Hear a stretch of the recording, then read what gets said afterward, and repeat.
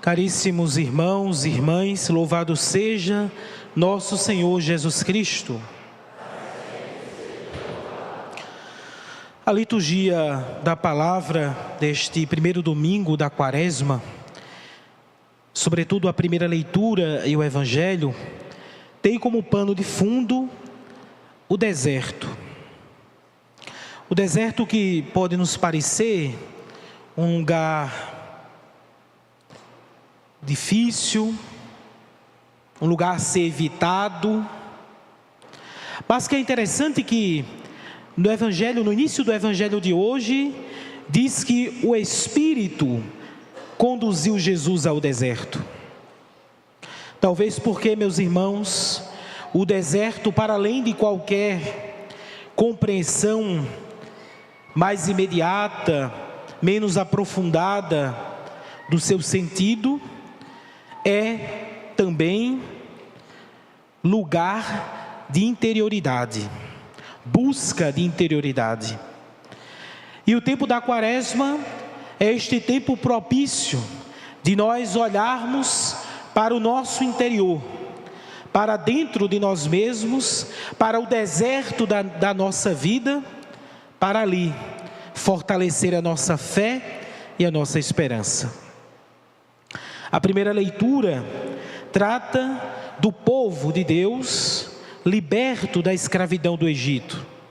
Povo que passa 40 anos peregrinando, caminhando entre luzes e sombras, entre vícios e virtudes, entre pecado e graça, para então entrar na terra prometida. Deus que elege esse pequenino povo, também, meus irmãos, nos escolhe a nós. Nós também peregrinamos neste mundo, estamos fazendo este percurso, este caminho espiritual de 40 dias, que nos prepara também para essa entrada na vida nova de Jesus, sua Páscoa, a Páscoa de Cristo na nossa Páscoa, na nossa vida. É isto que almejamos, nos preparando nestes dias para que, sepultados com Cristo no batismo, ressuscitemos com Ele para uma vida nova. Então, em Jesus, nós somos libertos dos nossos pecados. Por isso que a segunda leitura de hoje nos fala de que não importa a diferença entre judeu e grego, pois todos nós somos esse povo eleito de Deus, porque Ele continua nos elegendo, nos escolhendo a nós, para nos libertar do poder do pecado e da morte.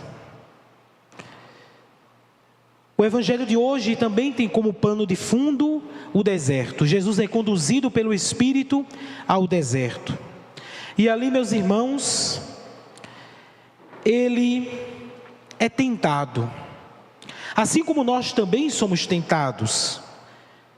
A Quaresma é este tempo de combate espiritual, mas não só a Quaresma, a vida toda nossa é este tempo de combate espiritual, de tentações. Nós não pedimos que o Senhor nos livre das tentações. No Pai Nosso dizemos que nós não caiamos em tentações, mas as tentações nos vêm. Como nós respondemos a estas tentações? Essa é a grande pergunta que podemos nos fazer hoje.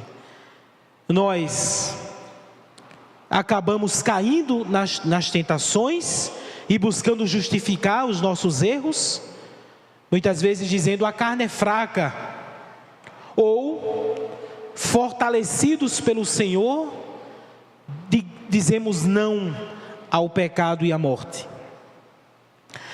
Mas o pecado, as tentações do Evangelho de hoje, são tentações muito humanas, próximas da nossa realidade.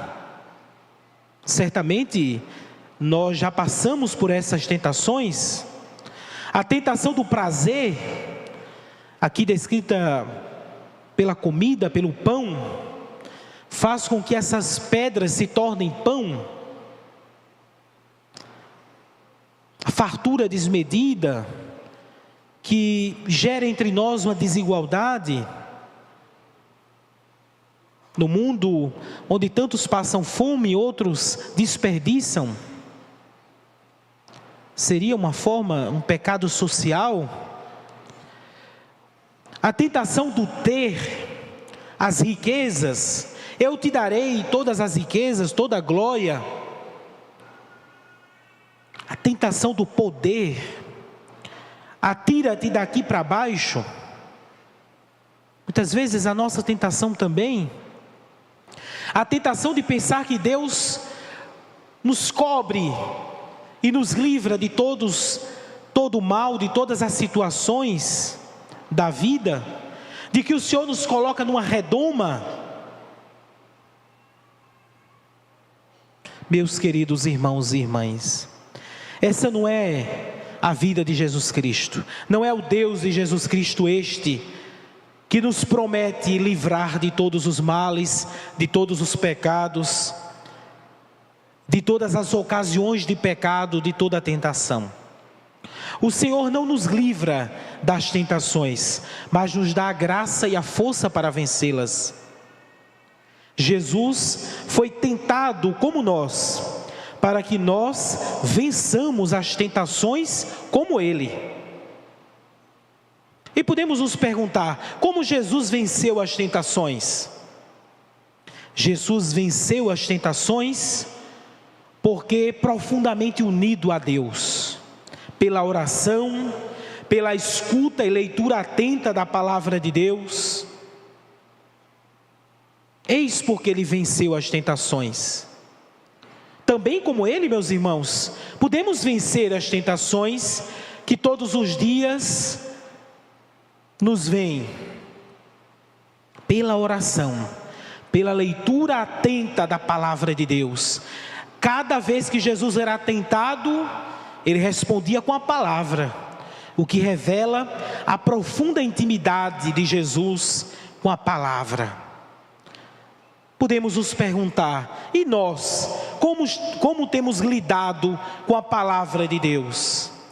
Ela tem sido uma palavra que eu considero na minha vida? Eu tenho lido, rezado a palavra de Deus todos os dias da minha vida? Ou ela tem sido apenas um objeto de enfeite, de decoração? Compramos a Bíblia mais bonita, com a capa mais solene, para colocar na estante. A palavra de Deus, a Sagrada Escritura, é um item de decoração ou luz no nosso caminho de seguimento a Jesus Cristo? Eu leio a palavra de Deus e faço com que essa palavra seja alimento na minha vida? Ou eu apenas vejo de longe, como um telespectador da palavra de Deus, um mero ouvinte da palavra de Deus? Meus irmãos e irmãs, é verdade que a carne é fraca, é verdade que somos frágeis e pecadores, mas também é verdade que a graça de Deus habita em nós. E como São Paulo, devemos dizer: é quando eu sou fraco que eu sou forte. Que paradoxo! É quando eu sou fraco que eu sou forte. Forte, meus irmãos, não porque somos fortes em nós mesmos, mas fortes porque a graça de Deus habita em nós. E o seu Espírito derramado em nossos corações nos dá a verdadeira força, aquela que ninguém nos pode tirar, aquela que nos faz caminhar para frente, mesmo em meio às adversidades, mesmo em meio às tentações que nos puxam para baixo. É a força de Deus que nos impulsiona e que nos faz subir até o céu, até junto de Deus, nossa morada definitiva. Concluo com a frase de Cantalamessa, que diz: a igreja não é um barco a remo, que é movida graças à força e à habilidade dos que nele estão. Mas a igreja é um barco à vela, que vai adiante, rumo ao mar, pela força que vem do alto, pela força que vem de Deus. Que esse mesmo Espírito, que essa mesma força do alto, nos impulsione para Deus e nos faça cada vez mais homens e mulheres, discípulos e discípulas de Jesus, que seguem a sua palavra. Louvado seja nosso Senhor Jesus Cristo. Sempre seja louvado. Neste instante de silêncio, peçamos o Espírito de Deus que faça com que a palavra ouvida caia em nosso coração e produza fruto.